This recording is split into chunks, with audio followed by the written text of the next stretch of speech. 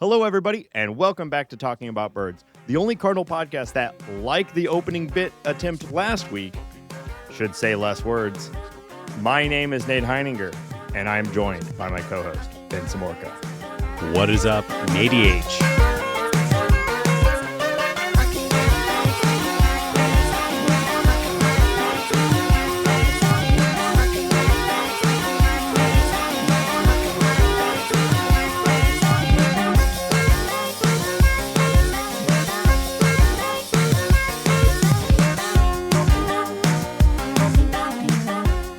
If you have an idea for the opening bit, text or leave us a voicemail at 848-48-BIRDS. That one coming in from the Bit Lord. Thank you, whoever you are, wherever you are.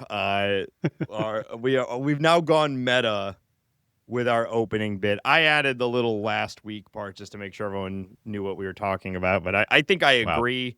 Last week's was too wordy. The show is too wordy. And this is going to be a wordy episode, Hambone. We got a big one. We got a packed show. As you can probably see from the title, we've been joined this week by Dan Szymborski. We're going to play the interview we had with him here in just a moment. And that's going to be the bulk of the show. And then we're going to come back and talk a little bit about that interview and touch on a few of the notes of league news over the last week and then in the episode.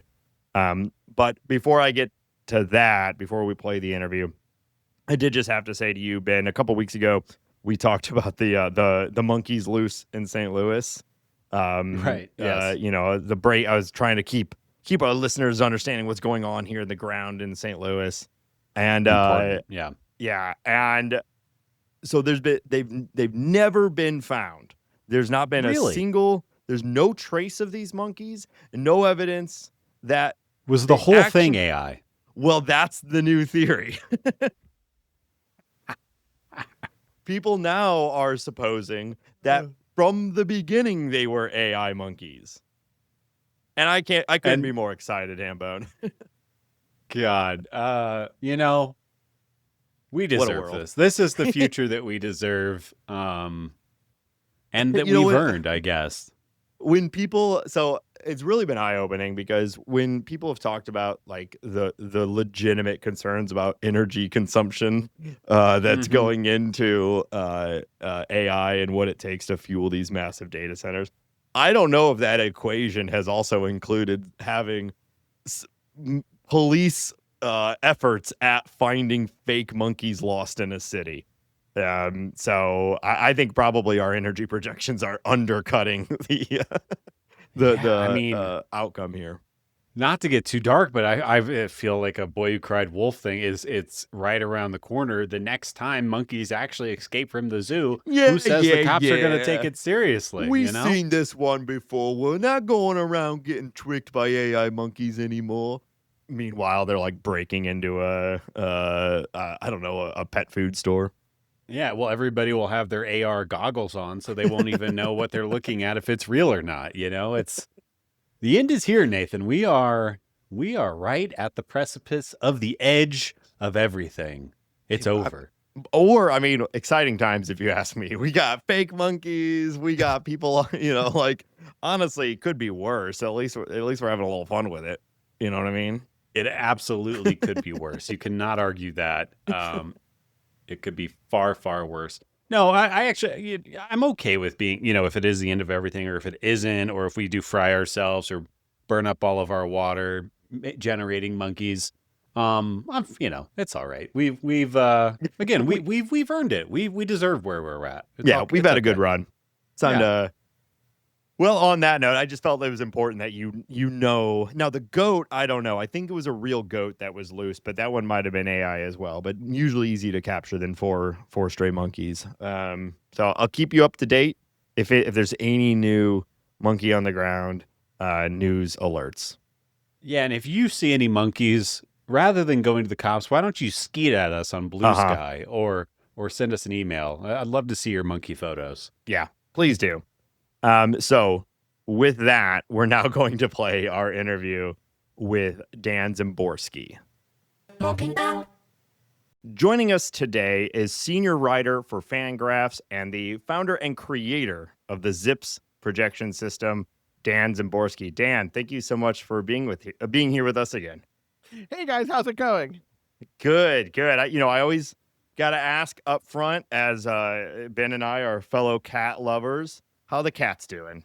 The cats are fine. I mean, it's been very cold, but my cats are indoor cats, so they don't know how cold it is outside. I don't think if I opened the door they would go out because it was -8 degrees. Wow. This morning, and I'm in Ohio. There were we got about 14 inches of snow. Oh wow! Which I did not shovel myself, because you see, the best snow removal tool is local children who don't necessarily know pricing. That's the best. Better than a snowblower. I got to say, at long standing, this show has been a fan of exploiting children for their labor. So you're just jumping. I'm very pro child labor. You're just fitting They did not right know in. that I would have given them. I mean, they asked for 60. I actually gave them 100. But I probably would have given them 200 if they asked, because I'm not shoveling 14 inches of snow. No, out of my driveway. It's just not going to happen. Man, I'm going to come over and shovel you. It's a lot. It's a lot of snow, though. That is a lot of snow. We got, here in St. Louis, we got like 9 or 10 inches. And I don't have a driveway city living, but just shoveling like my front sidewalk and a path around my car to get out. Yeah, well, that's the problem. It's worse on the street. Because on the street, you don't really have anywhere to put the snow. No, and we get snow plowed in, so I'm shoveling places that like it's up to my waist, and I'm just shoveling like you're like carving down. Yeah, I've had that happen. Yeah, I have my driveway is like 3 cars wide, and I live by myself, so I have 1 car. So there's plenty of places to put snow. They shoveled way too much of my driveway. I'm like, I don't need this. I'm not going to have any visitors in this weather, but they did it. So now here in St. Louis, we've been I haven't participated in this, but in social media, people have been measuring the depth of the snow with either beer bottles, classic St. Louis, or toasted raviolis stuck into the snow vertically stacked. Wow. Is there we're anything but consistent here in St. Louis. Not like wheels of Provel cheese or something. I think less people, you go into probably 9 out of 10 homes in St. Louis, there's a box of toasted ravioli. So it's just something available, a consistent unit of measurement. Was there anything? I actually own a ruler. I have a plastic ruler, which I don't know why I have that, because I last needed that like in elementary school, but I have a ruler, which was there somehow. Coming in big time, and us all we have is frozen, mislabeled food. But I'm glad you're doing okay. I have cats as well. One is an indoor, somewhat outdoor, but we opened the door for her, and she saw the snow that was stacked higher than her and said, I think I'm good today, and just turned around and went back inside. And this was a stray cat that we adopted who loves being outside, and she recognizes the value of being inside during times like this.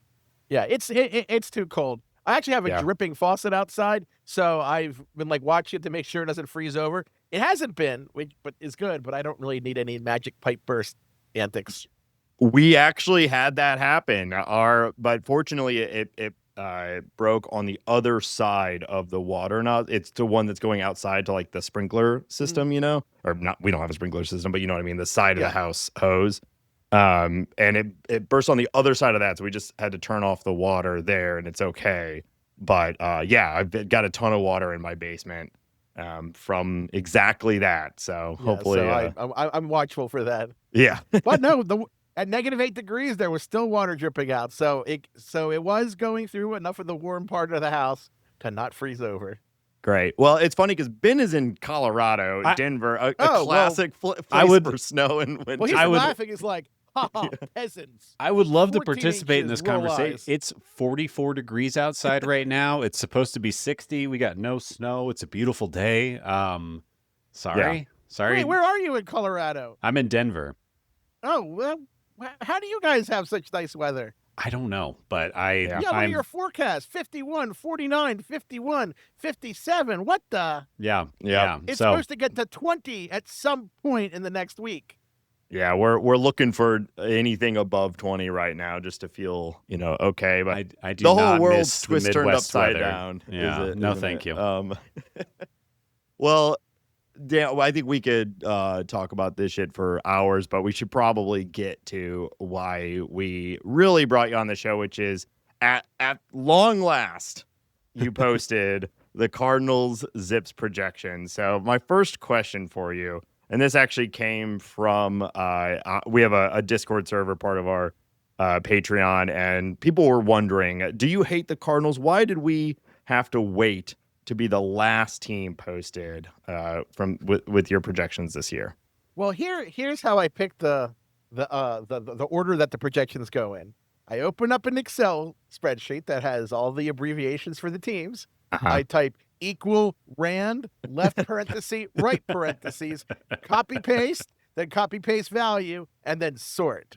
And that's how I think we're gonna it. need to see the tapes, Dan, because I'm this sounds too convenient. I have posted that. You could probably actually see it in the media files on my Blue Sky or Twitter because people have asked that. And I'm from Baltimore, and I did the Orioles like third from last. Yeah, I did notice that. I did notice but also, that. Bird teams. An alternative explanation is the projections are not that excitingly good, let's just say. Fair. So it might have been sparing people pain rather than causing people I pain. thought that too, Dan. I also thought if you had done it 2 months ago or at the start of all this, it would have been irrelevant because half that team is gone now, and we're looking at a fully different Cardinals teams after this offseason. And that actually is my first real question.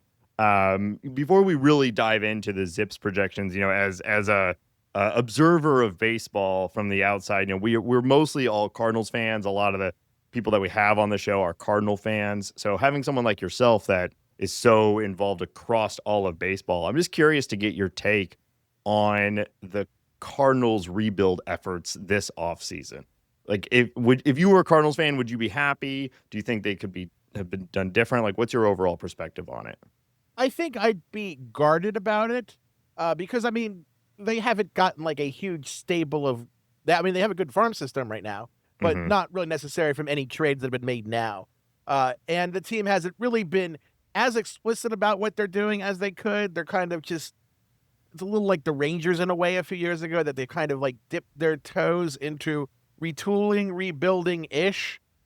And that could be a really tricky line to walk on, because you risk ending up in the situation in which you're not good enough either now or later. And that's kind of what Texas fell into. They did, of course, get to the World Series and had that season, but around it, there were a lot of pretty mediocre seasons. Right. It fell apart pretty quickly. And this is, the Cardinals haven't been abysmal on the level of when we talk like bad teams. I know that especially 2024 felt really, really awful, but this hasn't been a bad team. It's just been a very nondescript middling. I guess it was 23 where they went 71 and 91, wasn't it? But I digress. It's been a very middling, just a meh team. In fact, that's what I did for my teaser for the Zips projections.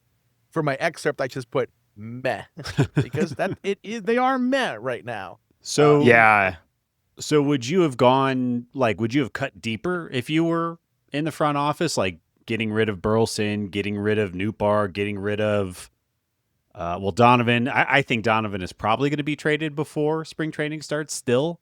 Is it they haven't cut deep enough, or they haven't gotten the types of young players that you think are impactful? I think when you look at the players they got probably a fair return because, for instance, Nolan Arenado, he is not the player he was a few years ago. You're simply not going to get as much in return for him. I really thought that if you were going to rebuild, then you do it after 2023. Even though it's a down year and you hope to have some kind of bounce back and you're in a weak division, if you want to commit, that's the best time to do it. Either re-push in a bunch of chips or you fold your hand.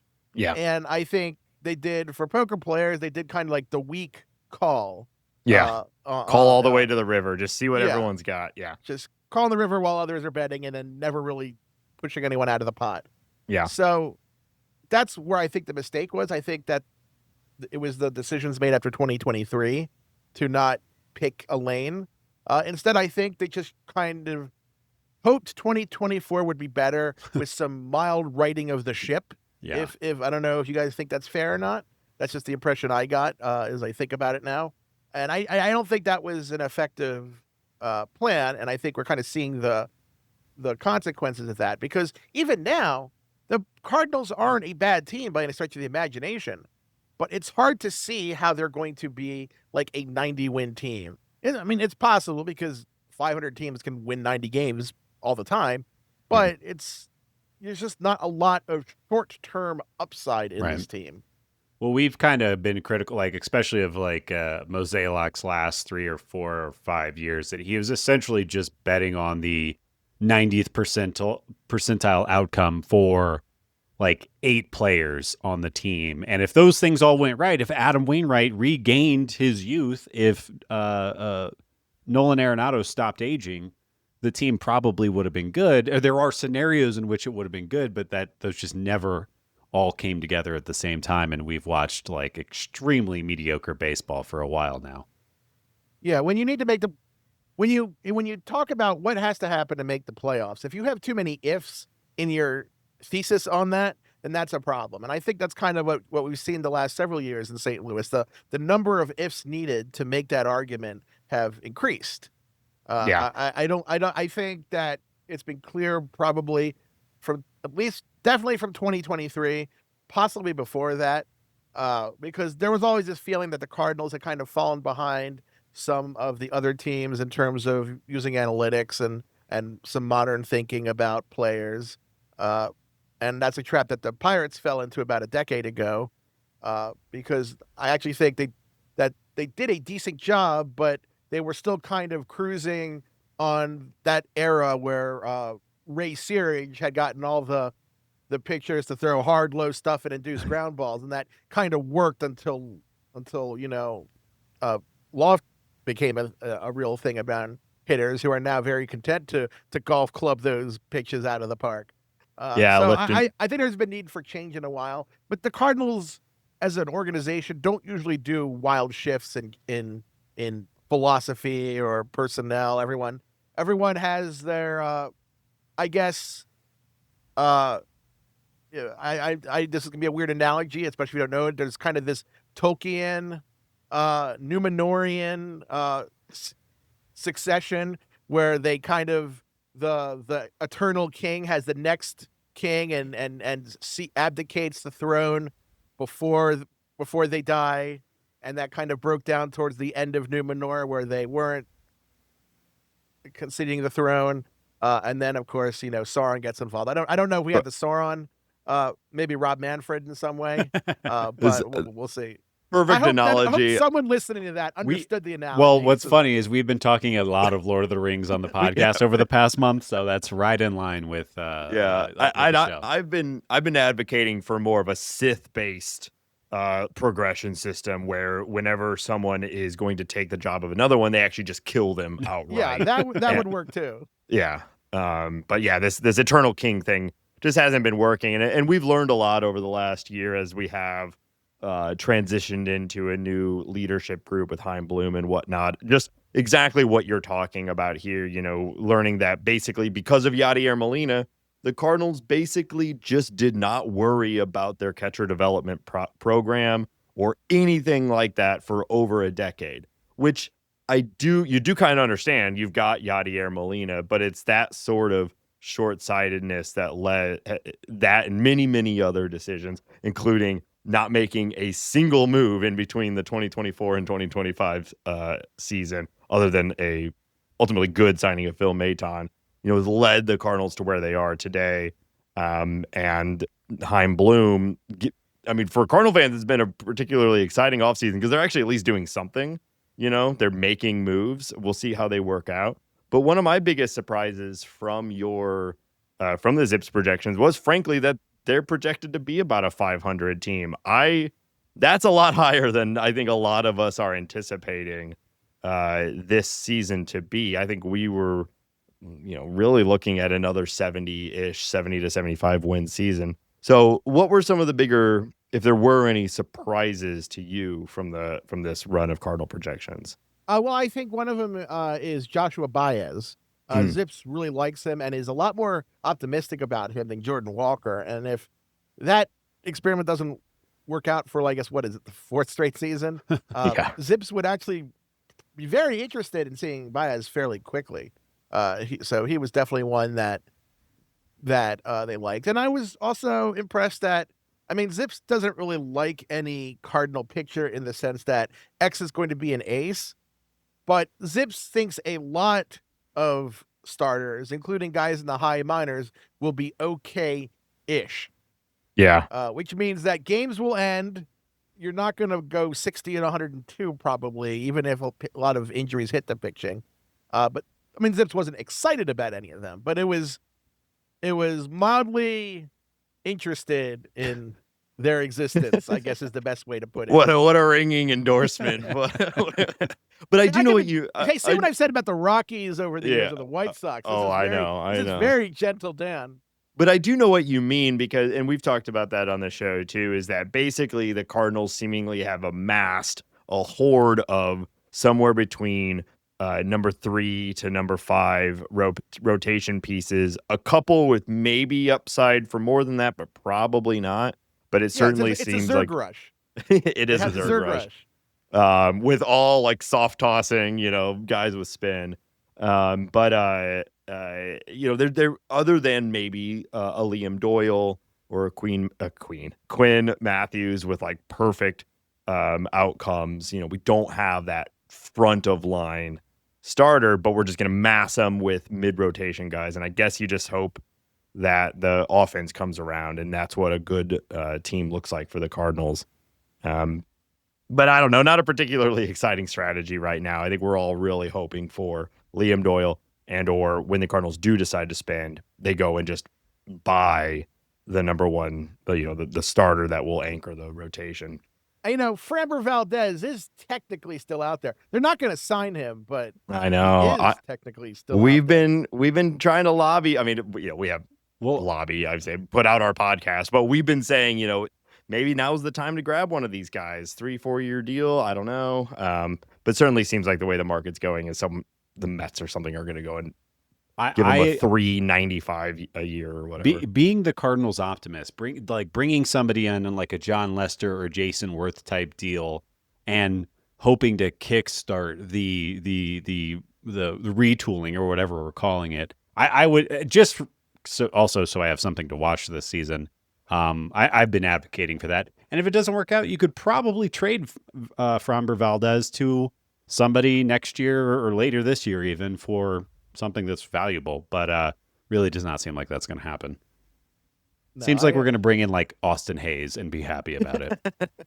Yeah, I think Bloom is going to be fine in St. Louis, but he's just getting started, and he doesn't really have a lot of great short-term options. I really think the Cardinals will be fine when you talk mid and long-term, but I think 2026 is just not going to be that not enthralling a season for that.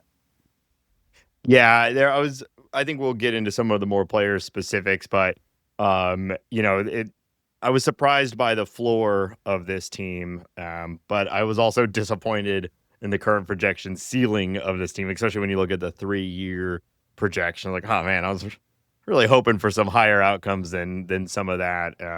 But I guess that's all this is projection. We don't know. There'll be some hits, there'll be some misses. Yeah, some of these pictures probably will break out, so that is an advantage of having a million of them because you can pick and choose the ones that work out. But again, you don't know if it's going to be in 2026. Yeah, Ben, you had a question about like that sort of thing, projections on like mid-level teams versus teams with upside. Did you want to dig in on that? Yeah. So the question I wrote is like, I guess, is there a difference analytically between a boring 500 team and a quote unquote dangerous 500 team with upside? Like, how would you or Zips kind of like look at those two teams and explain them? Well, Zips actually does try to take this into consideration when it simulates the seasons, because it doesn't simulate, because the one we do on the site in the Fangraphs depth charts is fairly simple. It uses the predicted playing time and the predicted projection and generates the standings based on that. Well, what Zips does is it has a probabilistic depth chart where the plate appearances can vary and positions are filled in, and it randomly selects different percentile performances for different players. So you will see teams that have more variance in their outcomes have wider bars. When you're a 500 team, you want a lot of uncertainties, and when you're a bad team, you want a lot of uncertainty.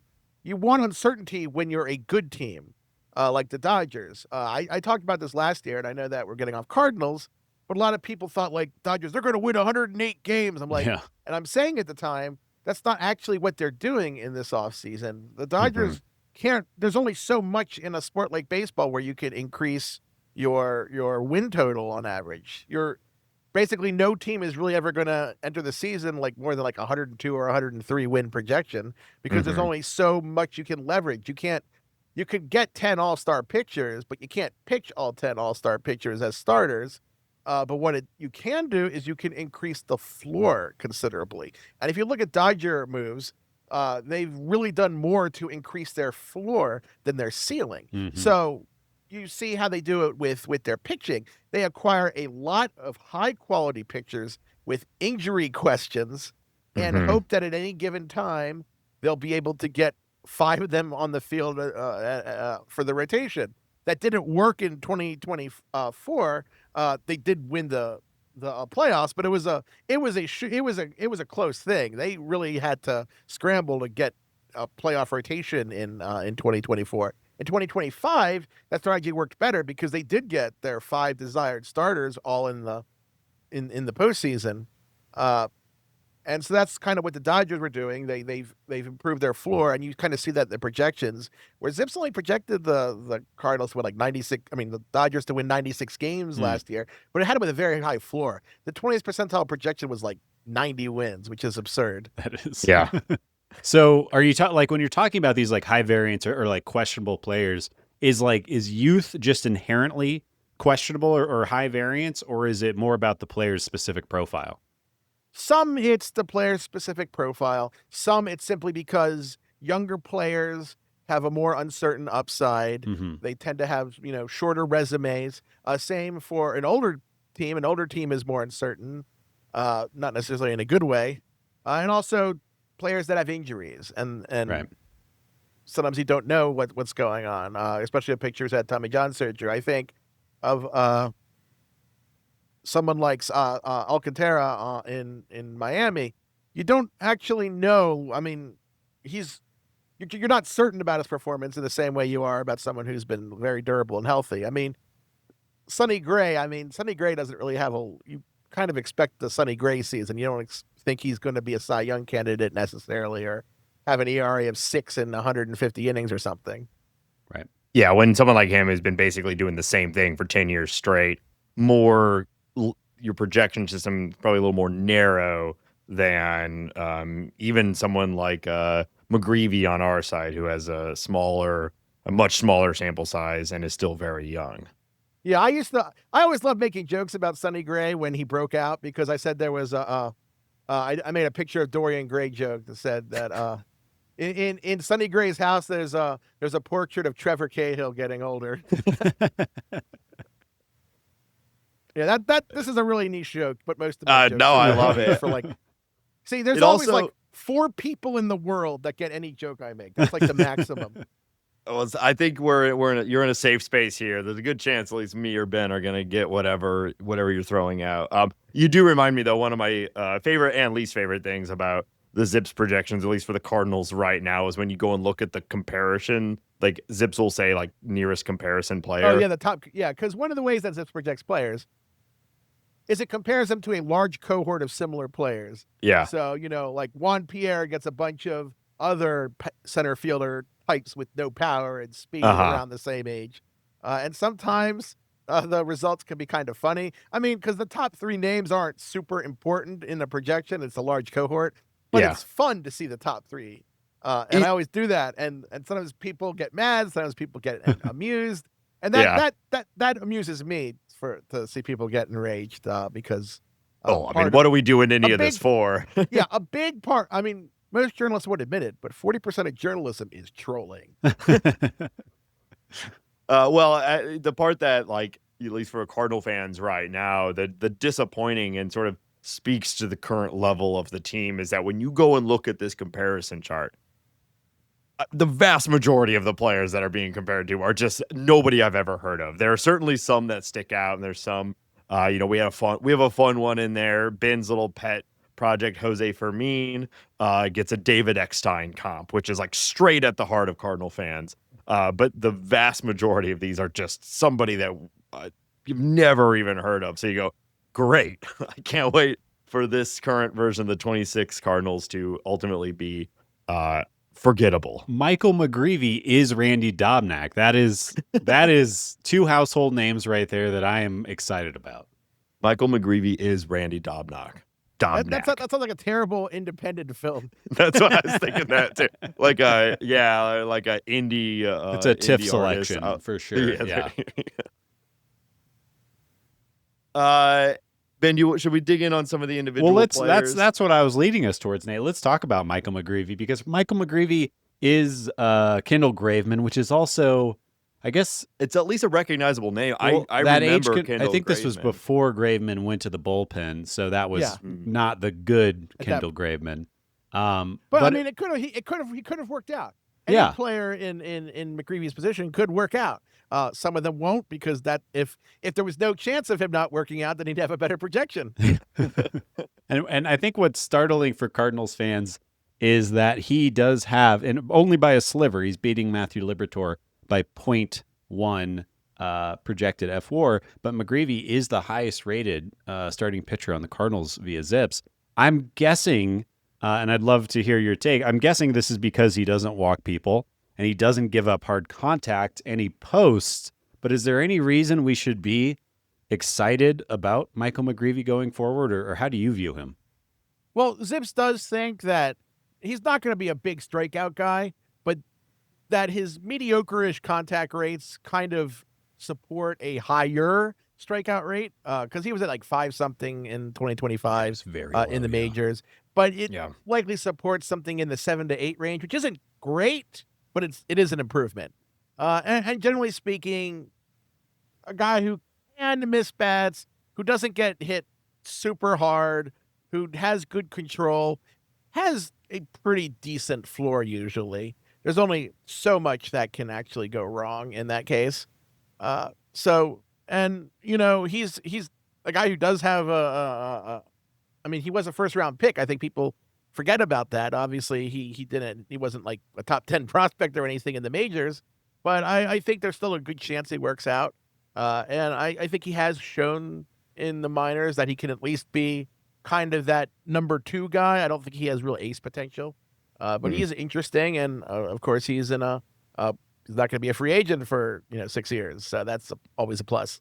Yeah, I think like in a vacuum, pretty pleased with the McGreevy projection. Second full year in the league. He is a guy who has generally done well at every level he's been at, especially given time. And so I think as Cardinal fans, we all do anticipate him being a part of the rotation both this year and probably for years to come. I think the alarming part to us was that he has the best projection. Especially when like, I don't know, I guess I would have thought maybe like even a Dobbins or a Fitz, some of these guys who have been acquired, or even a Dustin May. I know he's got the injury history, like deep injury history, but the ceiling certainly seems highest for him. But is it just that Zips is like really leaning into the injury and the uncertainty, and that McGreevy's just kind of the guy who's been around and done it for longer? Or should we not be that particularly excited about like a Fitz or a Dobbins? I mean, they're interesting, and they are, and guys like Fitz are fairly high variance, and so they are kind of guys you do want to look at. What helps with McGreevy is he has a pretty weird track record for durability for a minor league pitcher. I mean, between the majors and the minors, he threw like 170 innings in 2025, 170 in 2024, mostly as in the minors. And I wouldn't be surprised if he led the minor leagues in innings pitched. I might be completely making that up. It's possible that Dan Szymborski is a liar. That's the sequel to Michael McGreevy is Randy Dobnak is Dan Szymborski is a liar. Yeah, I think we wouldn't if we were sports bettors, bet all day, bet hard, bet for the rest of your life. I think we would be betting on him, McGreevy, leading the team in innings, maybe Liberatore considering his track record. But I was a little bummed to see even him below McGreevy, because I think a lot of us see, at least from a ceiling perspective, what Liberatore can do. I would love to. I think we're all kind of hoping he ends the season as a a future number 2 for the Cardinals. What do you see in Liberatore? I mean, that's still the projection of a number 2 guy. It's not like a bad projection by any stretch of the imagination, but he probably was a little above where he was. One of the things that you should always be skeptical of is taking too much consideration about a pitcher's home runs allowed. It's meaningful, especially the exit velocities against are meaningful, but it's not quite as meaningful as it is for a hitter.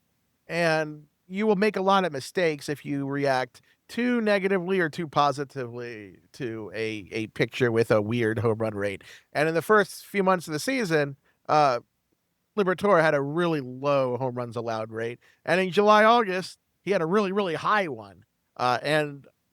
Obviously, there are reasons to think he pitched better in April, May than he did in July and August, but it can be exaggerated by those home runs allowed. I think one of the classic examples is Corbin Burns. Everyone freaked out that year. He was I don't think he was a rookie then, but he was a swingman for the Padres. I mean the Brewers, and he allowed like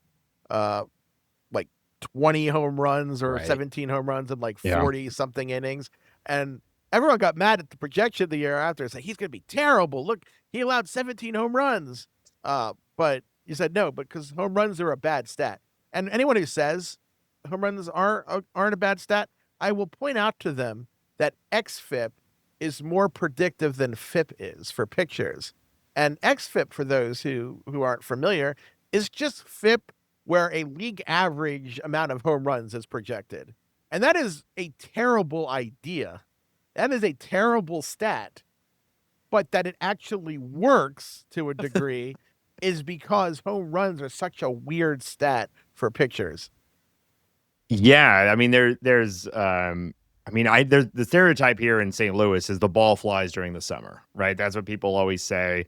Here in July, like Busch Stadium plays as a pitcher's park on average, especially during April and May and September or whatnot. But we get the wind blowing it. There's like super hot and the ball starts flying here. And I think some people were pointing to that for Liberatore last year.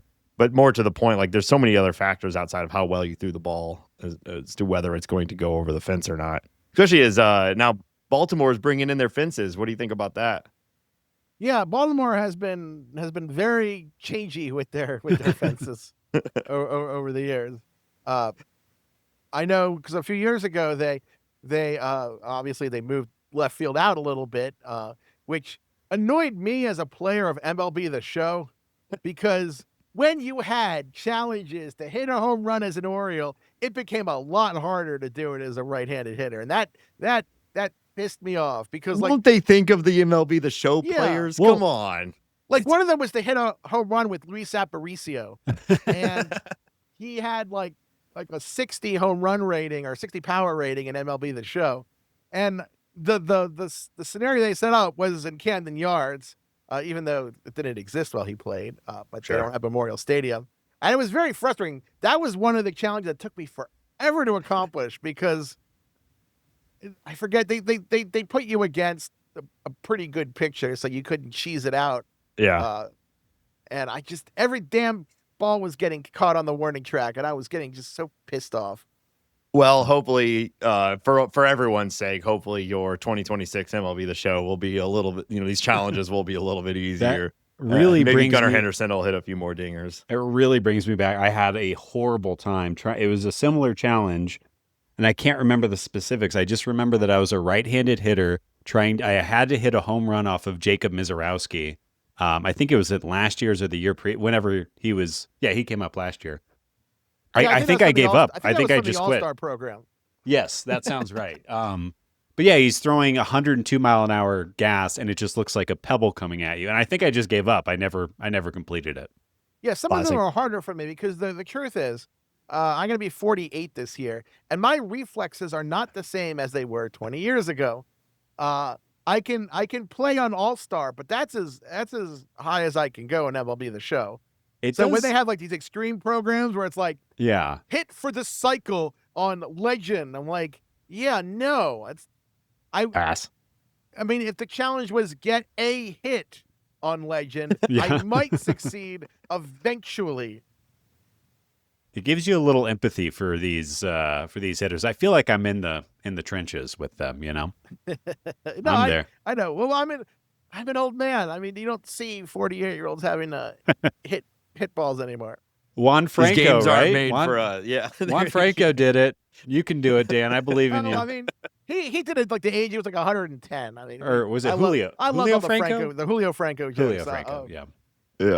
I mean, we always had many jokes like nobody remembers Babe Ruth except for Julio Franco.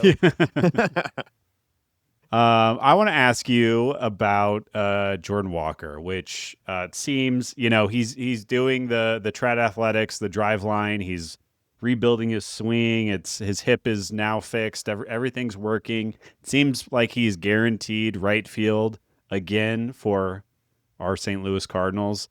Clearly, Zips has given up on him. I'm curious if you've given up on him, what your expectations are. Are you done talking about Jordan Walker? I'm not as down on him as Zips is, but the problem is he's hit pretty poorly for like really, a while now, really bad, including in the minors. I mean, he was a bad hitter last year. I mean, we're talking one of the worst in baseball. Yeah. Yeah, and it's not like, I mean, his defense is actually improved somewhat, not quite as abysmal as it was in his rookie season, but he's not a good defensive player by any stretch of the imagination. He's not making it up then, but by that. You do not want your outfielders to be as poor players as Martin Maldonado. It's kind of like the line. Where you kind of wonder if like it's a fantasy camp thing where he signs up and he gets to come to fantasy camp and play with the Cardinals. I think the thing is there's still upside. He still looks like a guy who could just smack 40 home runs. And Zips gave him some high upside, like on the edges of the projection when you talk like 80th, 90th percentiles, had a pretty impressive run for a while. But I don't know if he needs a change of scenery, a whole new approach at the plate, like a whole new just hitting coach approach. I don't know how to fix him. And you kind of can see where the upside is. So I can understand a team that isn't competing, giving him every opportunity. Like if the Cardinals look like a 92-win team right now, then it would probably be malpractice to go into the season with him in the outfield. But I don't think the Cardinals are that team. So it does make sense on some level to give it one last go to see if you can get something out of him. And it'd be a real shame. But, you know, at some point you have to, you know, commit.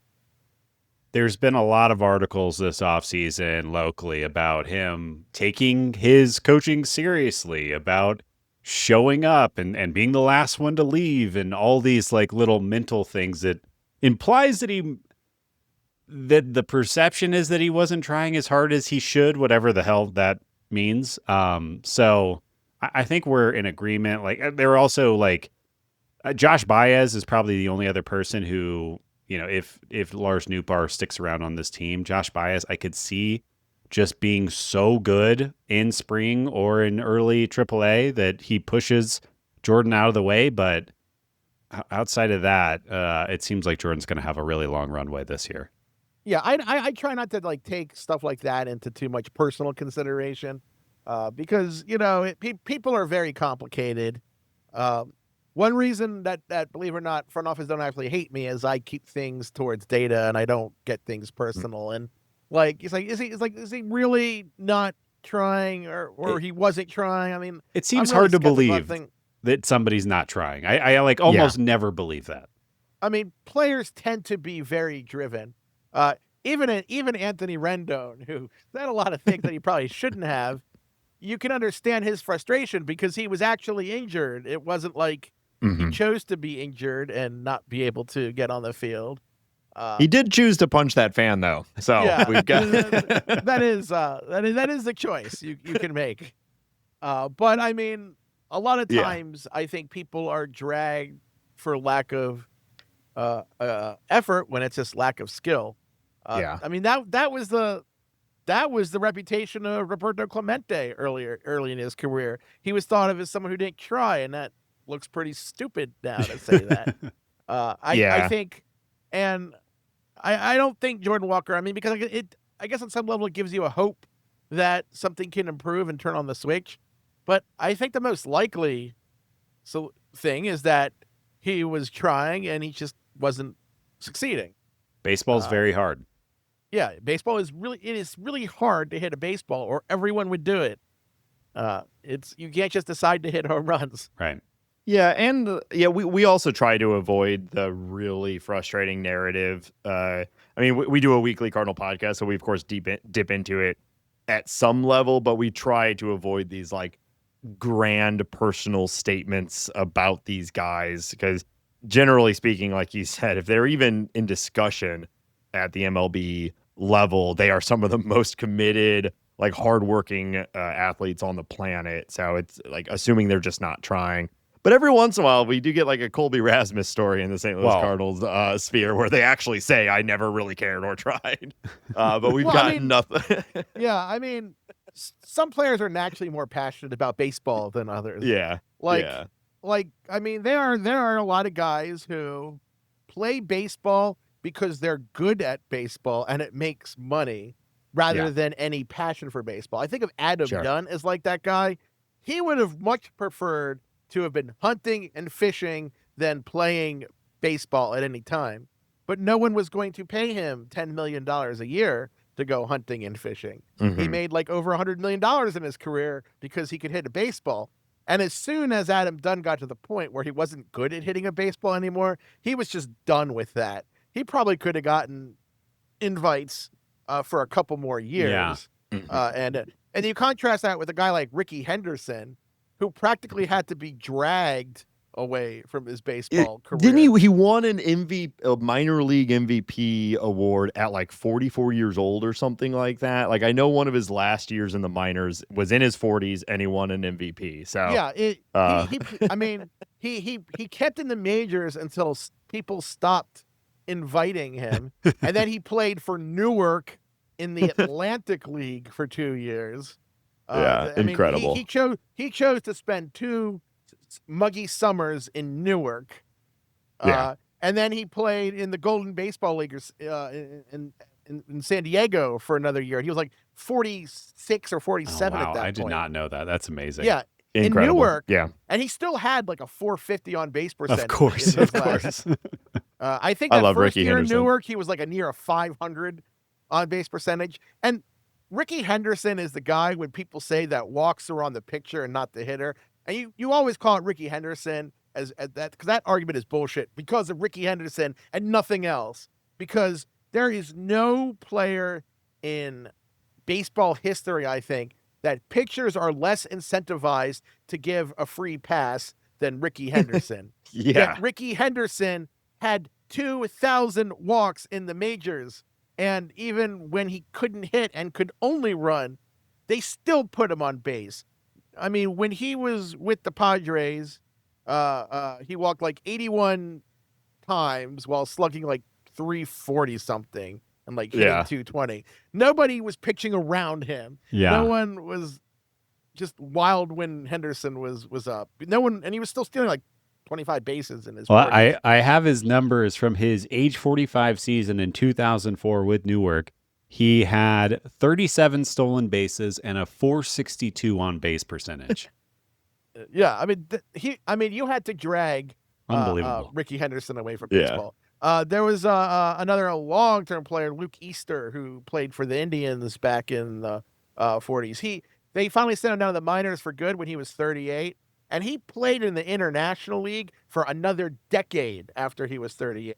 He played for Rochester, which was actually a Cardinals affiliate for a while during those years, and he was really, really good. And he retired like when he was approaching 50 finally. Yeah, It's incredible. this is a new guy to me. He put up 893 OPS at age 46 in 1962. That's amazing. Yeah, I mean, he spent, you don't see a lot of 40-year-olds spending their entire decade in AAA ball. Yeah, that's amazing. Love of the game. All right, I don't want to take up too much of your time, but I do want to hit a couple of quick things before we play our game. Real quick, JJ Wetherholt, just to talk about something positive. Zips is obviously seems to be pretty high on JJ. What do you think we can expect? What are we looking at here?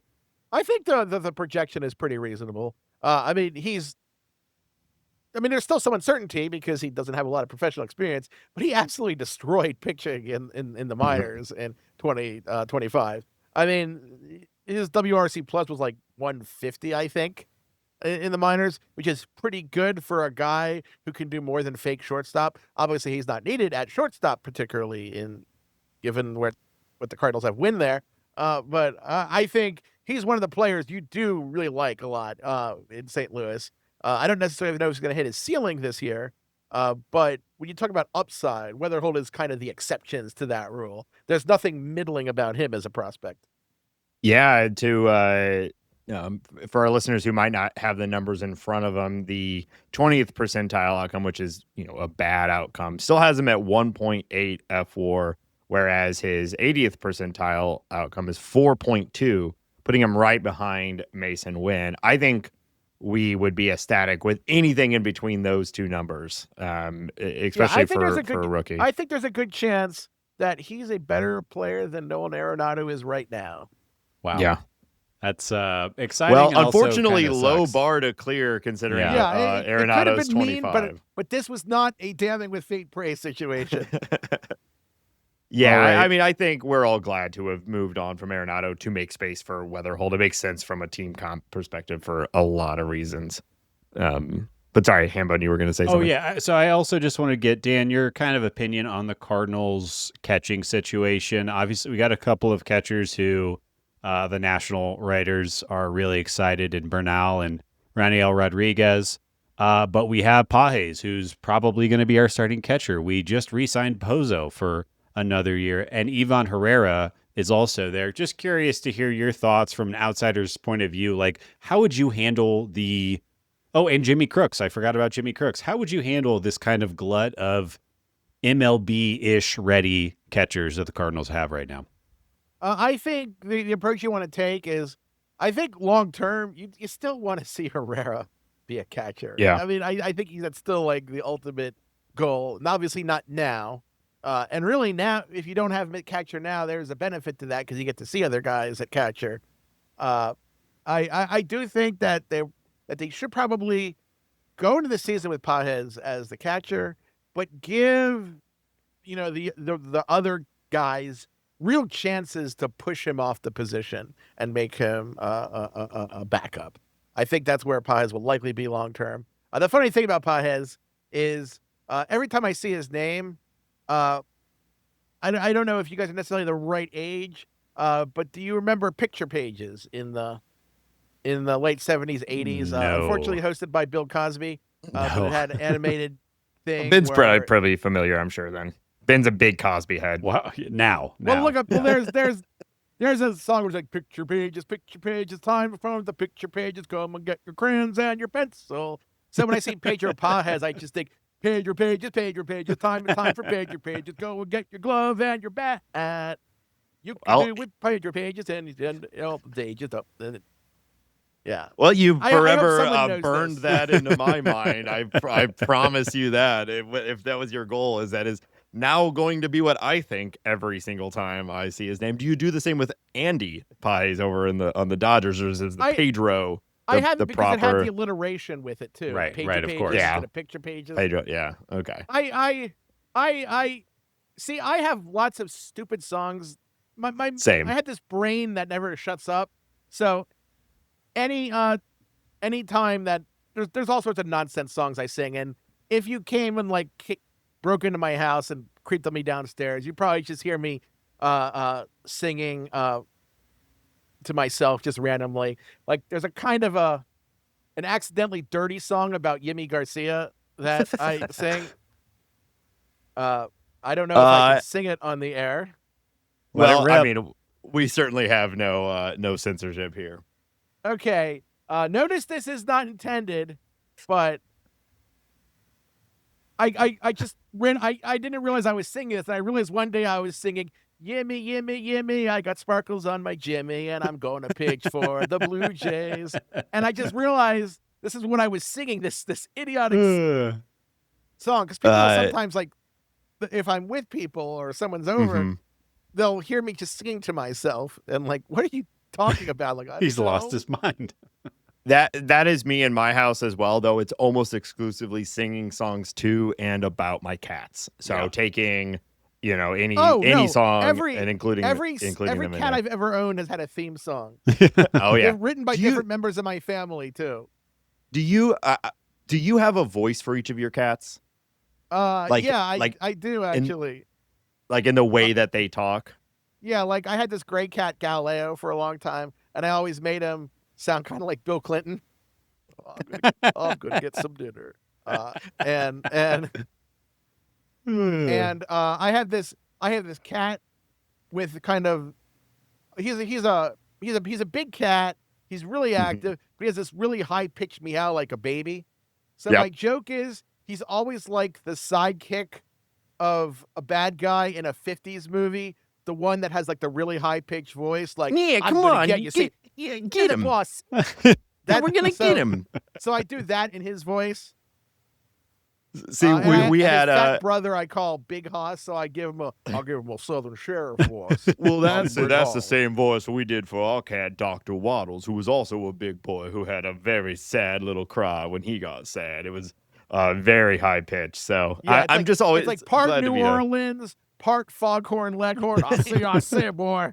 Give me some dinner. We've got Marceline. She's a little British girl. Oh, I just want a little bit of food. Come on, that sort of thing. So. What does annoy people is I also have none of this, of course. Yeah, I have voices for my mom and for my girlfriend.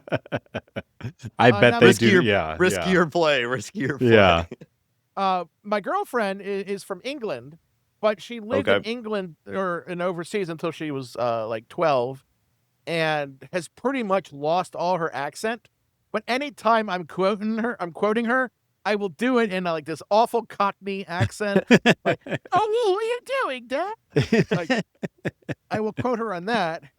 And my mom is an old Jewish mom, so she doesn't actually have an old Jewish mom voice, but quote her using an old Dan, what are you doing, Dan? Why aren't you wearing your shoes when you go outside, Dan? And she's like, I don't sound like that, Dan. Yeah, like it's exactly what you sound like. He said, Dan, I don't sound like that, boobala. And she gets very mad about that.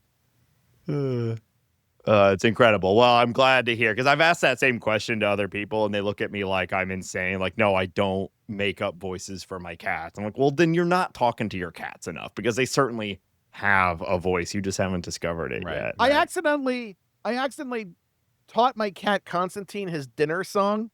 And if you sing the song anywhere in the house, he will run to the kitchen. The song is, who is the hungriest cat, the hungriest cat, the hungriest cat? Who is the hungriest cat in the whole wide world? And oh God. He just showed up. Did he hear it? Did he? Yeah. He just activated summoned him. Constantine, no. Oh God. He's at the edge of my office door just staring at me. All right. I think we've got one more baseball question for you. Then we're going to play a little game. Ben, do you want to throw out this last question? Dan, if you had to bet on one Zips miss for the 2026 St. Louis Cardinals, where would you place your money? I actually might place it on Jordan Walker simply because I like him still more than Zips does, because Zips is really down on him. And I think there's still a scenario where he is really good. Yeah, you have to scroll pretty far. You have to scroll pretty far to get to his 20th percentile is negative 1.64, and his 80th percentile is 0.9. So even Zips is saying, like, best case outcome, he's still not an MLB level player. But you look at most of the guys, you know what they are. You know, Victor Scott's not going to come and hit 20 home runs. And Brendan Donovan is going to be Brendan Donovan. Yeah. And, you know, Nolan Gorman is just going to be Nolan Gorman. And the same with the pitchers. But even if we're not optimistic on Jordan Walker, there's still uncertainty there.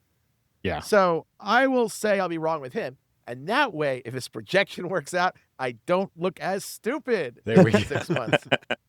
Because let me tell you, everyone has a photographic memory of the projections that don't work out, and a nearly just sieve-like memory for the ones that do work out. Of course, people like to let me know.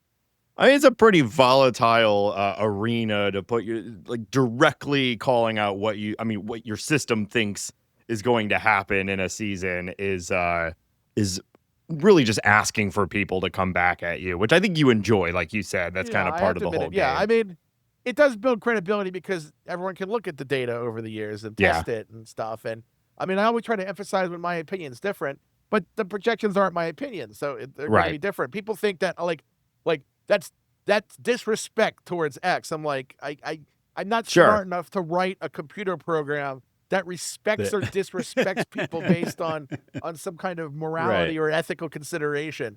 I'm a math guy. I can barely program a computer. All these people that use R. I don't use R because I was born too early.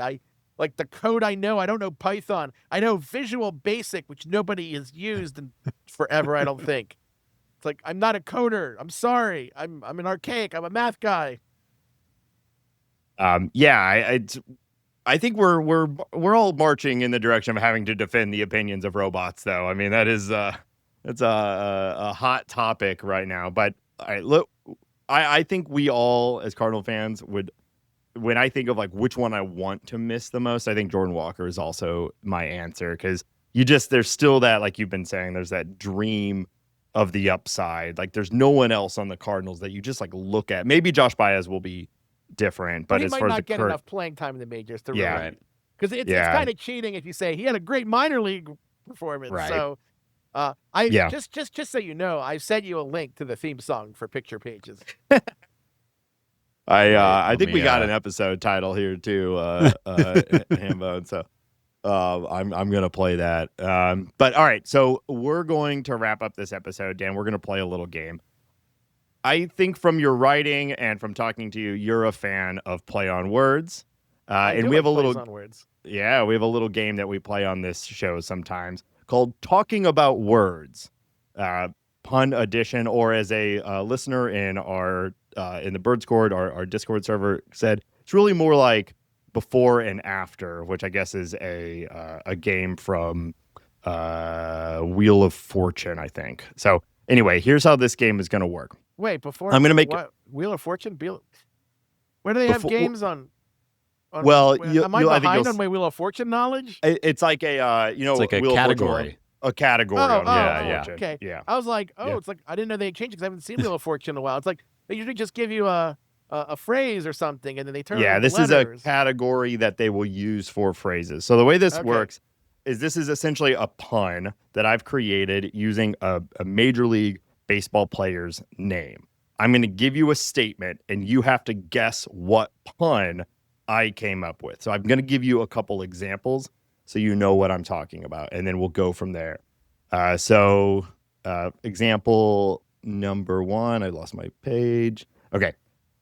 This injured free agent pitcher may be seen hanging out in Quahog with his friends Cleveland and Quagmire.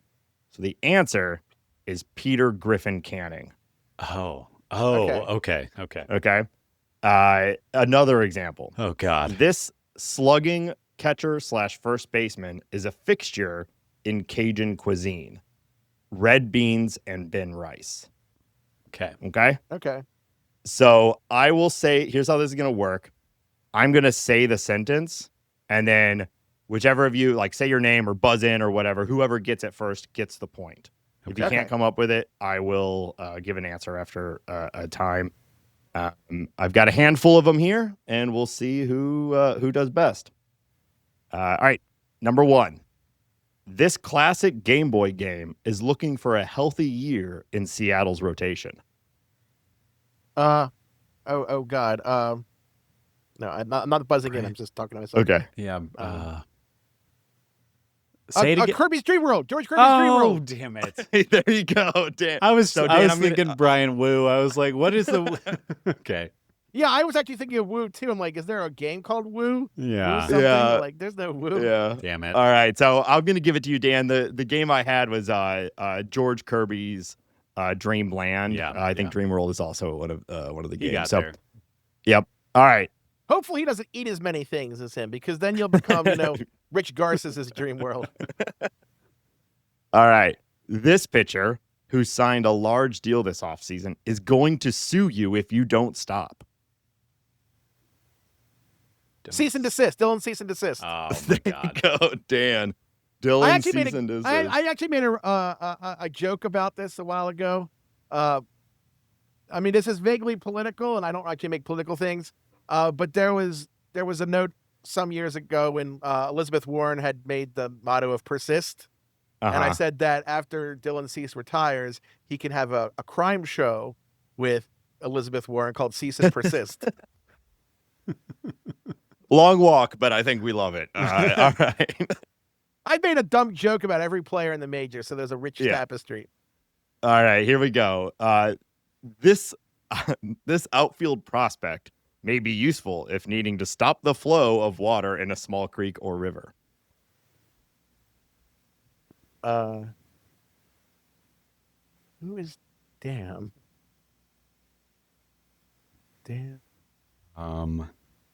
Outfield prospect. Dylan Beavers? Dylan Beavers Dam. Yeah. Wow. Oh, okay. Dylan Beavers Dam. Okay. All right. I didn't know we had that part, but yeah, I that was the only one I could think. I was thinking, who's the Dam? I was trying to think, is there a player named Jose Van Dam or something? I don't even know if I know who Dylan Beavers is. There was no way I was getting that. He's with the Orioles, so that was kind of. I thought Dan might know that one. It was kind of tilted towards me. All right, I got a few more for you. Dan's running away with it though. I'm just gonna sit back and watch. See if I've been doing really poorly, that the Beavers was in there to try to get the guest to save a little face. There we go. Maybe I definitely thought of you on that one, Dan, but I also was just reading hundreds of baseball names looking for puns, and you see Beavers and you're like, well, I gotta use that one. All right. This future Pirates star was my favorite character in Friends. Bubba Chandler Bing? Yeah, spins on the board. Bubba Chandler Bing. All right. Unfortunately, I was never really into Friends, so I was in trouble there. Well, then that one was thrown to Ben. All right. This future Hall of Fame masher is also one of the greatest sequels of all time. The greatest sequels of all time. Okay, well, Stand and Deliver isn't the Hall of Fame masher. Future Hall of Fame masher. I'm trying to think of a sequel with the Judge in it. I don't think there was. I guess the sequel Judge Dredd, but that doesn't really count because that was kind of a reboot. Nope, so that's not it. I can't say Aaron Judge Dredd. That would have been good though, but no, that's not it. Okay. The best sequel of all time is Terminator 2. Obviously, it's just a standard answer. What is the play there? Then it would have been Terminator 2 Aaron Judgment Day. Dan gets it. There Terminator 2 okay. Aaron Judgment. Wow. Okay, it was okay. We both get a point on that. Yeah, we both get a point. You know what? I'll give you both a point on that one. Ben got the Terminator 2, but couldn't seal the deal, and Dan came in and put it all together. I was trying to think of Judge something, but I was trying to think of was that Judge Dredd movie a few years ago a sequel or a reboot? That would have been. I would have called that a reboot. I watched that recently. That movie holds up. It's really fun. Oh, I like the old Judge Dredd. Yeah. I always like Rob Sandler with the machines that said "Eat recycled food." Yeah. good for the environment and okay for you. Yeah. I really enjoyed the reboot as well. They've been trying to get another one of those made, but it just didn't have the popular. It's entered like cult classic status though. But we'll see. See, I like movies that no one really liked. You know, Yeah. I'm like one of the people that liked Hudson Hawk. I've never seen I was it. amused. I never Hudson saw Hawk is it. extremely amusing. It's campy, but it knows it's campy. I'm a big fan. I'm a big fan of bad movies or movies that that oeuvre of things that are so bad they're good. Well, then you should watch Hudson Hawk. I mean, it has Bruce Willis and Danny Aiello singing jazz standards while they rob things. Perfect. And it has Sandra Bernhard and what's his face, who was in I forget his name, in one of the recent Star Wars as an old bad guy admiral. It has them being over the top. It has some absolutely ridiculous. It has David Caruso randomly. Oh, perfect. Yeah, this sounds great. It has Frank Stallone and his brother as criminals called the Mario Brothers.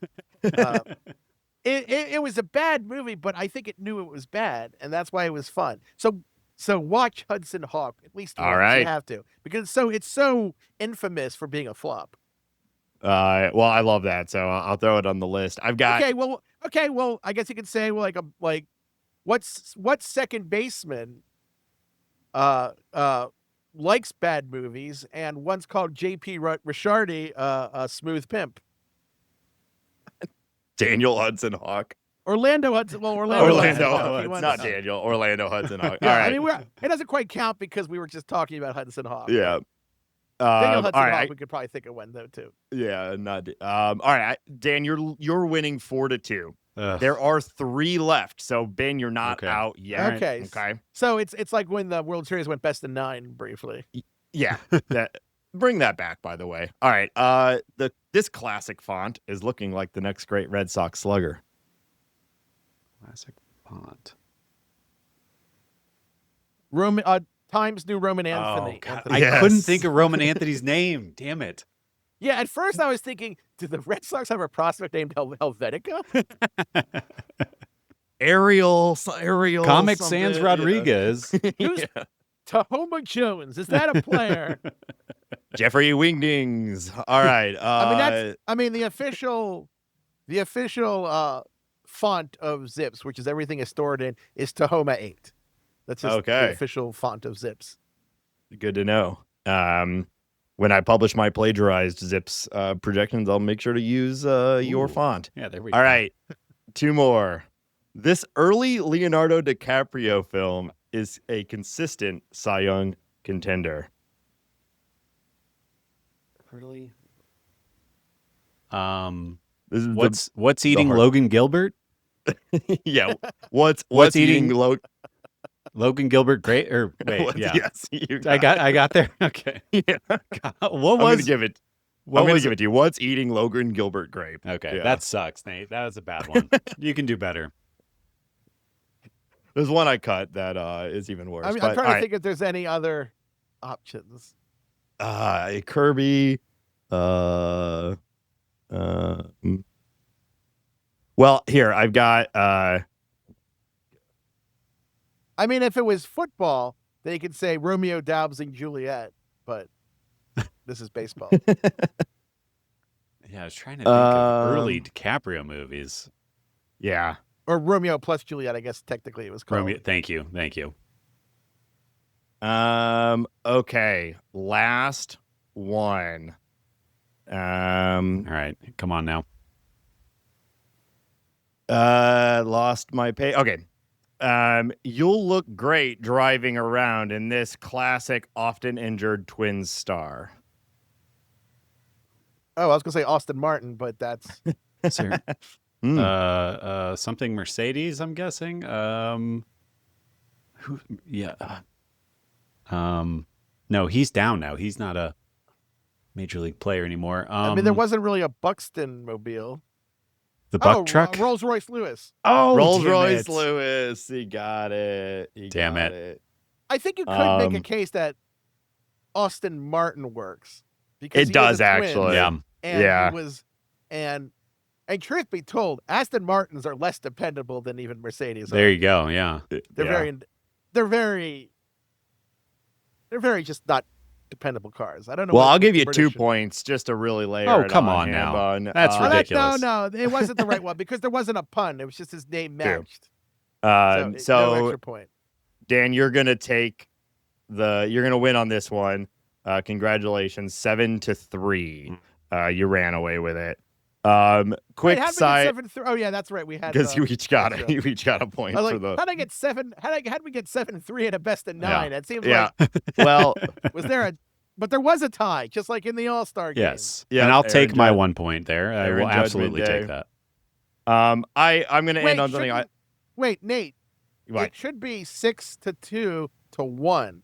Since it was a tie, that's right. You get the point. Great, I'll take the point. 6-2 to 1. Either way, you've sealed the deal, Dan. Congratulations. You've won talking about words. Appreciate it. I thought this would be funny, and I do think it's kind of funny. Dan, I don't know how much you interact with some of our AI friends, but I thought it would be funny to see if I could get ChatGPT to answer these correctly and see what it came up with. So I asked all my questions to ChatGPT, and it actually got 2 of them right. It got Times New Roman Anthony correct, and what's eating Logan Gilbert grape? It got that right. But a couple of them that were very funny that it got very, very wrong. For my George Kirby Dreamland game, it came up with Dr. Mario Gilbert. Pretty funny. Classic. And for my last run, the Rolls Royce, it came up with Buick Buxton. So, yeah, AI still has trouble trying to write jokes. Yeah. Although if it knows the subject and you don't need it to be like wordplay, sometimes you can it can do pretty well. I once asked it to write mean Dan Szymborski roast jokes, and it actually did a pretty good job. Some of them were legitimately mean, and I was really I really appreciated it. Yeah. That means that your internet presence is bulky enough to be mean to people. Yeah. That's pretty good. I actually pulled it up, and some of these are super mean, and some of these work. I'm trying to find the ones that work. Zips doesn't predict the future. It just predicts how fast Dan's credibility ages in dog years. Or Dan's hairline has worse retention than his readership. If sarcasm burned calories, Dan would finally have a shape other than oval. Oh my God. Fuck. He writes like a guy who still doesn't realize nobody's listening, which, to be fair, also describes his dating life. Dan is the only man who can make baseball sound boring to people who already like baseball. Dan has the kind of presence that makes people nostalgic for dial-up. Zips is just Moneyball if Billy Bean were drunk, bitter, and armed only with Microsoft Excel 97. Pretty good. Yeah, it's pretty good. Yeah, it's pretty good for a computer, and I like these. Dan looks like the guy at Comic-Con stuff. This mistake for lost child. He tried to return to his parents. I don't know what that one means. So last time I did this game, I tried to ask it to help me create some of these, and it couldn't at all. And the one that made me laugh the most, and I can't remember what its setup was, but its punchline, the pun it wanted to be the answer, was a play on Mario Kart, and it just said Julio Rodriguez Kart. Oh, one last one. Dan has the body of a guy who thinks meal prep means reheating Totino's pizza rolls in batches. So specific. Yeah, that's kind of the weird thing when you like write publicly for a long time. ChatGPT and then know a lot about you. Yeah, it's funny because you know the Elon Musk AI encyclopedia or Grokpedia, right? Mm-hmm. It has a lengthy Dan Szymborski page, good. generated purely by AI. Close on or close off? It gets a lot of things right, but it okay. gets some things really, really wrong. It tells me that I'm renowned for developing the ZIPS, which stands for, according to Grokpedia, the Zebulon Igor projection system. Oh, so I've been joking that's that's an approved. That's good. Yeah. That's an approved alias now is Zebulon Igor. I saw that in your Blue Sky profile, and I wasn't quite sure where that came from. That's what it stems from. And it got some things right. Like it says, Szymborski graduated from high school in 1996, correct, and demonstrated early independence by self-financing much of his college education through physically demanding construction work, including digging ditches. I have never done construction work or dug a ditch. I have lived a sheltered existence in that way. These hands are clean. I do not have the back for that, and my back hurts thinking about that. And I'm like, it's making the Dan Szymborski origin story be way more inspiring than it actually is. You're man of the people, salt of the earth. The way you read that, boy. I thought you were saying like you were physically demanding jobs, like you were going up to people and grabbing them. You will make you. I will help. I will carry girders for you. I will dig a ditch. I mean, do people even dig ditches anymore? I thought they just have like those earth mover things. That's some New Deal shit. What do we even that's need pretty ditches incredible. for? You know? Yeah. Yeah. I mean, it knows what zips is, and it knows that I've joked about that. I had a 70-mile-per-hour fastball at best as a teenager. I mean, it knows some things well, and then some things hilariously poorly. Well, I mean, in this way, you are immortal also. So, 100 years when, Zips is still running, they'll be like, our forefather, he who dug ditches in 96. All right. Well, incredible, Dan. Thank you for joining us this week. We've been talking about your work this entire thing, but if anybody, is there anything you want to plug, any direction you want to point people who might be listening? You should visit at Fangraphs because that's where you can find me, and even maybe consider a subscription to Fangraphs. Absolutely. Because we are supported by our membership so that we can employ, because we have 14 full-time employees that our members support with their kind subscriptions, which remove ads and add dark mode and add things like being able to download data sets, and it might cost less than a cup of coffee a day. I don't know, but that's what commercials always compared to. It costs less than a cup of coffee a day. It definitely does. You get your Fangraphs graphs wrapped at the end of the year, which always makes me feel embarrassed about how much time I've spent on the site. But I'm a subscriber. You should subscribe too. Yeah. I mean, Fangraphs is sort of the root source for this podcast. We use some other sites at times, but it is, I think Ben and I both have Fangraphs up for every episode, and is what we go to when we're talking about metrics and underlying stats and whatnot. So, and it is incredibly kind of you to give us your time, Dan. We really appreciate it. It's always a blast. We'll, in a year from now, although maybe the Cardinals will show up higher on that Excel sheet. Well, they have to. They can't show up any later. Yeah, that's good. At worst case, it'll be right around this time next year, but we'll reach out again.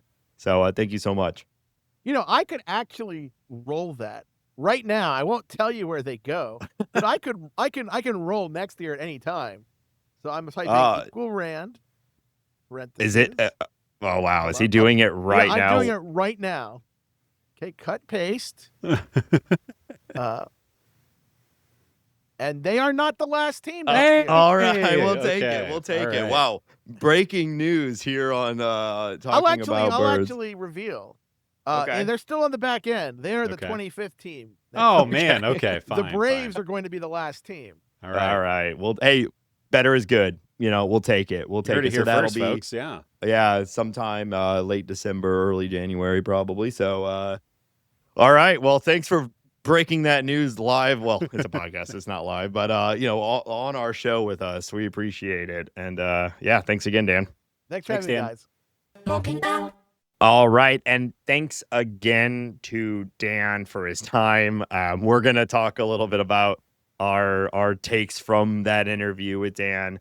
But before we do that, we do want to remind our listeners that the show is listener supported on Patreon, patreon.com/talkingaboutbirds.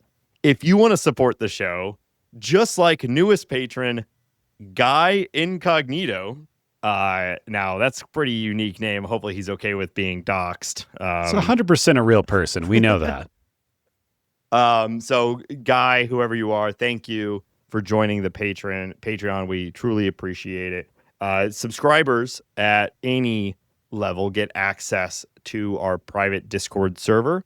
That is the Birds Court. You hear us talk about it on the show all the time. It is a private chat group where we are talking about the Cardinals and a lot of other things. So if you're interested in hanging out with us and other Cardinal fans, consider joining the Patreon. That's patreon.com/talkingaboutbirds. It's a great way to show your support for the show.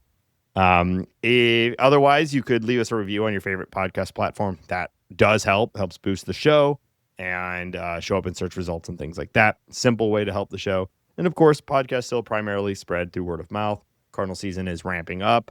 That other dumb sport's almost done. Baseball's going to be in the focus, and it's a great time to hop on board. So tell your friends, tell your family. We super appreciate it. Hambone, where else can people find us online? Yeah, we're on all the socials. You can find us on Blue Sky, Instagram, and TikTok. You can watch this episode on YouTube. Go look at our faces over there and the gray block that is Dan Szymborski. You can find all of the podcast information. You can buy t-shirts, everything like that at talkingaboutbirds.com. You can email us your goat and monkey pics or whatever you got to talkaboutbirds@gmail.com. And you can call us and leave a voicemail or send us a text message to 848-48-BIRDS. That's 848-482-4737.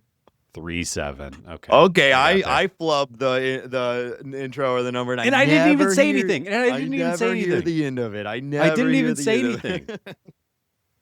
God. Cuckoo. Okay. All right, Hambone. Yeah, everyone just listened to an hour and 15 minutes or so of us talking with Dan. So we don't need to recap everything. But I just want to say, like, man, having him on the show, it's always such a treat. Besides his clear expertise, I mean, one of the best in the business. He also, I think, just he does what we want to do on this show, and I think in as baseball fans in general, which is just have fun with it, you know. Yeah. And as he says several times on the show, he is, throws himself into the middle of a lot of like debates and trolling and whatnot, and he does it all with a big smile and joy behind all of it. And I just really appreciate that about him, and it comes through immediately in his talks with us. Yeah. I mean, his depth of knowledge nationally, and obviously when we're asking him questions about the Cardinals, is wild. There's never a trip up, and I legitimately learned things about like just like his theory and his the way that he looks at XFIP and the way that home runs are valued and the way that we should be evaluating pitchers. That's something I've never thought about or didn't know. Yeah. And I mean, his depth of knowledge of baseball history, which is something I wouldn't say I love it. I wouldn't say I have anywhere near close to his depth of knowledge. So just being able to hear that and learn more, and he's also the right type of nerd, the type of nerd that I want to be associated with. It's great. He goes deep on that level, and a man who's not afraid to sing on a podcast, which we've done on this show, and we can appreciate.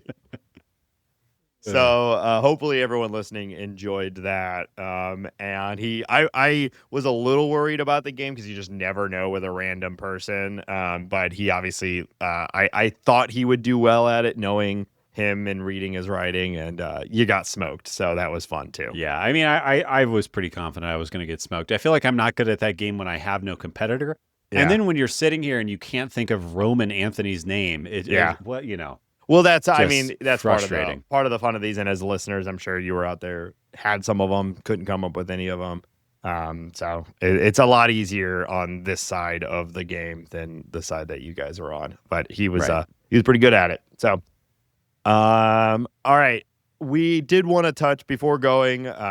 We did want to touch on a few bits of the league news before we end this episode. So, Hambone, what do you want to get at first? We got to talk about some league news, Nate. We got to. I think the biggest thing that we haven't had a chance to talk about yet on the pod is the Brewers' trade of Freddie Peralta to the Mets.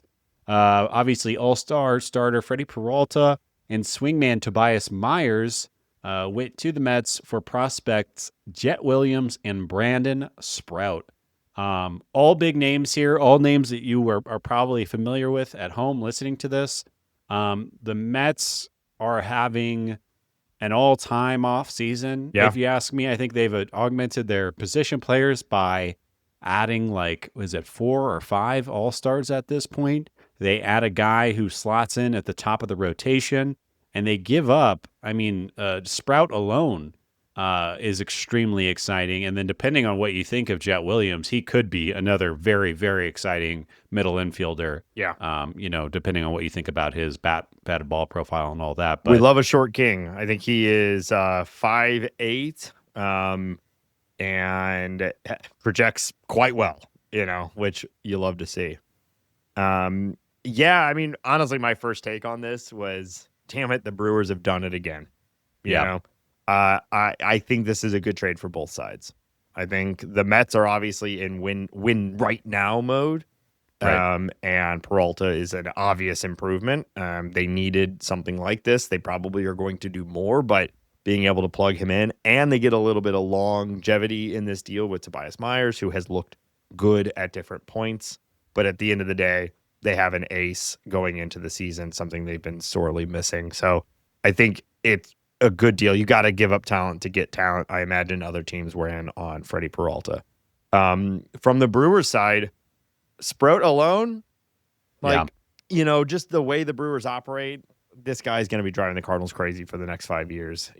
He's probably, they're going to work their pitching lab magic on him, and he's going to come out and be a great starter. And now they have him for the bulk of his minor league or his rookie contract. And that alone, it might have been enough. I mean, I don't know. Freddie Peralta was very good, so they obviously were asking for a ton, and the Mets were willing to pay it. But I thought just getting this years of control on this kind of guy is probably worth it for 1 year of a good pitcher who has had injury concerns in the past and things like that. You can really see how next year the Brewers having some combination of Sprout, Mizorowski, and Priester manning their rotation, all young guys, all with tons of control. Jet Williams probably breaking in somewhere on the infield for the Brewers. They are set up for success right now. That's the Jet Williams thing. We'll see. He has some high prospect pedigree. But there is a reality that just generally people of his size don't fare very well at the major league level. But what have the Brewers been good at doing is taking guys who are undersized and helping them overperform, and they've done that time and time again. Oh, I know. So I'm not even saying that we should be worried about that, because he in a vacuum he's been very good at basically every level, and now he's with an organization that's done well at that. They also have a ton of guys. Their whole infield is sort of stacked right now. So I don't even know where he plays. But that'll sort itself out at some point. It always does. So yeah, that's why, I mean, like I said, my first thought was, damn it, the Brewers did it again. And you could argue maybe that 2026 in a vacuum, the Brewers are a worse team. I mean, actually that you kind of have to argue that they don't have Freddie Peralta anymore. But as far as overall value, I suspect that Brewers fans will be happy with this trade in the long run. Well, yeah, they're also going to get likely a full season of Woodruff, a full season of Mizorowski. There's, I don't think they would be better with Freddie Peralta, but it's hard to imagine them taking a step back. Yeah, and they have to do. This is the mid market. This is frankly the stuff that we hope to see the Cardinals do, right? Absolutely. Yeah. So, good move for them. Frustrating, but it is what it is. Good for them. Yeah. Moving on, the Giants brought in former Cardinals legend Harrison Bader. He signed the deal for 2 years, $20.5 million. Seems like he'll likely start in center field for your Giants, maybe start in right field. Depending on what your thoughts of Jung-Hoo Lee's outfield defensive abilities are, which he graded out extremely poor last year. But I think that this makes sense. They get a guy, one of the toughest outfields to play in the bigs. He's as good as they come. Obviously, he's a little older. We all are. But right now. He's a great outfielder. And he had a career year last year. I hope he can keep the slugging going, and I think this deal will work out really well for the Giants and Bader. Going to be harder to maintain that slug in with the Giants, though. He's fast. Maybe he can get a few more balls in the gap. He might lead the league in triples this year. It's a great ballpark for that kind of thing to happen. Yeah. So there was from a Cardinal lens, there was like a little moment there, especially after the winter warm-up, where it looked like the Cardinals were expressing interest in Bader, and for, I think, a lot of reasons that we all understand.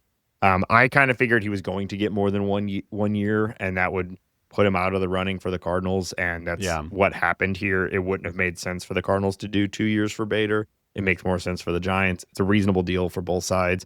I mean, baseball money is so insane now. Like Bader, $20 million, like generational money, for like, and it's like nothing at all, but easy deal that every team could have signed that. Yeah.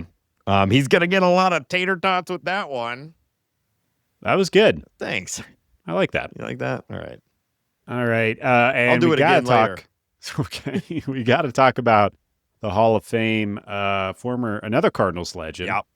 Carlos Beltran is elected to the Baseball Hall of Fame. He gets a little over 84% of the vote. Andruw Jones finally gets in with a little over 78% of the vote. And Chase Utley is on the outside looking in. He only managed to garner 59% of the vote. He's going to get in, though. I mean, I think he should be in already. Working backwards up, getting that many votes. It's never made a lot of sense to me why this happens, but it's just how it works. These guys, they slowly accrue votes year after year, and then they get in eventually. Did you see Bill Belichick not getting elected into the Football Hall of Fame? I did. I mean, I saw actually a joke about him not getting in. So I've cleared all of my everything football, so I don't see much football content. But I saw somebody making a baseball related joke about Bill Belichick. So I don't understand it. I guess is it just because everyone hates the Patriots or something? It's because of the Spygate. Spygate, sure. Yeah, okay. Yeah. But it's to me, this is the baseball MLB equivalent of Barry Bonds not being in the Hall of Fame or any of these slam dunk guys that have a asterisk on their name. But I don't really care about the Football Hall of Fame. I just thought that was funny, and we're not the only sport to have drama over this. But let's take it back to Carlos Beltran and Andruw Jones. I'm a pretty big fan of both of these guys, even with the kind of cluttered mess that is Carlos Beltran's post-playing career, the Astros drama, him, quitting the Mets job, the kind of all that weirdness that happened around the banging scheme. But when you look at it, and he played during our kind of baseball formative years, and I think there's no doubt he's a Hall of Famer, one of the best to ever do it. So smooth, so good for so long. And again, he had a couple of amazing years with your St. Louis Cardinals. Well, he's a St. Louis icon in two different directions. Right. He is the guy standing at the plate with his bat on his shoulder when Adam Wainwright threw the most wicked curveball in the universe to strike him out to win a World Series. So we love that. He was kind of a laughingstock of Cardinal Nation for a long time. The GIF, there's that and Pujols' home run off of Brad Lidge are two baseball gifts that are just in the Cardinals zeitgeist and will be forever. Right. Yeah. So he's got that. And then, of course, he was the Pujols replacement, essentially, after Pujols left. And we talked about favorite seasons last week. And neither of us chose the 2013 season. But if we had, Beltran is the guy of that season to me. I mean, Matt Carpenter, a big part of it, too. But Beltran and, everything he did to, that World Series was frankly an embarrassment except for him, everything he did was great. Then he blew out his ribs or shoulder or something, robbing Ortiz of a grand slam. And that short fence in right field. Yeah. That was such a hard hit. I remember that one well. So yeah, on the field, I was so excited when the Cardinals signed him, and it was great. And he was awesome. I don't want to go into this too much because I think, frankly, the argument is tired. But I am a little less like, put him in the Hall after the cheating thing. I have some mixed opinions on that. I'm not super solid in either direction. But I do think like that whole team basically faced zero repercussions other than being booed. That's Rob Manfred's fault, though. That's not the player's fault, in my opinion. Well, but they're the ones who cheated. So you know what I mean? I get that, but I still think that Rob Manfred did a stupid deal. There was already the reporting. We knew that this happened, and Rob Manfred gave them full clemency to tell them more, even though we knew most of what had already happened. So I think he handled it poorly. I also think that other teams were doing this, and the fact that was totally swept under the rug, I think it tarnishes the whole thing. And I look at it similar to how MLB treated the steroid thing. They swept it under the rug until they couldn't, and then it exploded, and they handled it poorly. I get what you're saying, but what are they supposed to lash themselves? It should be the governing body. I agree, and the writers are not the governing body of baseball. So how is it on them to be the ultimate adjudicator on somebody's legacy? Like I totally understand all of that argument. I just like, for me, at least with the steroid thing, there'd always been a very clear line. A-Rod, Manny, Arnon, they did all the things after it was clearly illegal, or not illegal, but against the rules of the game. And so they're out, and that's the voters have shown that way. Whereas everybody else in the 90s and whatnot, it technically wasn't outlawed in the game. Now everything you said about sweeping under the rug, et cetera, is all considered, but there's at least a clear line. Did it before here? Did it after here? Cheating for an entire season, blatantly, seems like a clear line to me. But if you don't think that should cost an individual player their Hall of Fame status, I do understand that. I'm still kind of torn on it. Yeah, I think that the history of baseball cheating, you would eject a large chunk of Hall of Famers out if you want to start walking that line. Yes and no, because most of them that have done it didn't do it so fucking blatantly for an entire season. Well, what is the line of it being blatant, though? This one was pretty blatant, but I get it. So the other thing that I would say, the Andrew Jones of it all, I agree with you, should be in. The thing that stood out to me is if Andrew Jones is in, boy, howdy did Jim Edmonds get screwed. I agree with you, but I think first we need to appreciate how unbelievably good Andrew Jones was. Arguably the best defensive center fielder in the history of baseball. Had a 50 home run season. Was arguably one of the best players in baseball for 10 years. I've never seen anyone play center field like he has. And the power, the speed, everything about it. The fact that he's finally in, I think, is great. So I want to focus on that for 1 second. His 2005 season is absolutely unbelievable and unforgettable. So very happy Andrew Jones is in. A Curaçaoan player. He kind of led the charge for like Andrelton Simmons and the little like wave of Curaçaoan players that came in around that time in the early 2000s and 2010s. So love him. He's great. Yeah. Could not agree with you more. Jim Edmonds should be in the Hall of Fame. I think he will get in the Hall of Fame. It'll be through one of these stupid back channels, and we're going to have to wait another 10, 15, 20 years or whatever.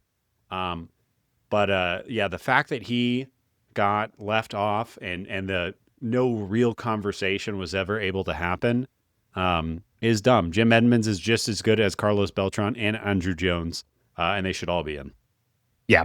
Yeah, he is a victim of the stacked Hall of Fame voting card that persisted for 10 years because and is still going to some degree, but because Barry Bonds and Roger Clemens and all these guys that should have just been first ballot, one and done, there's an extra space, they're getting half the votes because the writers group has been so split on the whole thing, and they just get lost. Jim Edmonds just gets lost in the conversation, and it's done. So disappointing. We've talked about that enough. I think this is a unifying agreement across Cardinal fans. And how many other Hall of Famers are like weird guest stars on Real Housewives of whatever, that whole thing. There will be a day where Scott Rowland, Albert Pujols, and Yadier Molina are all in the Hall of Fame, and that will be a lot of fun. They're ghosts looking down on us like Jedi ghosts. God, I hope they're alive for it. Jesus Christ, Nate. When we finally bring down the Empire. God. Yeah, I hope the next time the Cardinals win a World Series. Oh, God. All right, that's all I got for league news. All right, and that's going to do it for this episode. We already did the game with Dan, and thanks again to Dan for being a part of this. That's now 3 years in a row he's spent his valuable time with us, which is still crazy to me. But we really appreciate devaluing his time, right? I guess. I know his time is less valuable now. He could be digging ditches or whatever. Probably more productive use of time. So we will be back next week with our standard format. Once again, remind everybody, talkingaboutbirds.com has all the links to everything, including our Patreon and all of our other socials and whatnot. And we'll be back next week, as always. And until next week, I'm just going to say it, go Cardinals. Let's go Birds.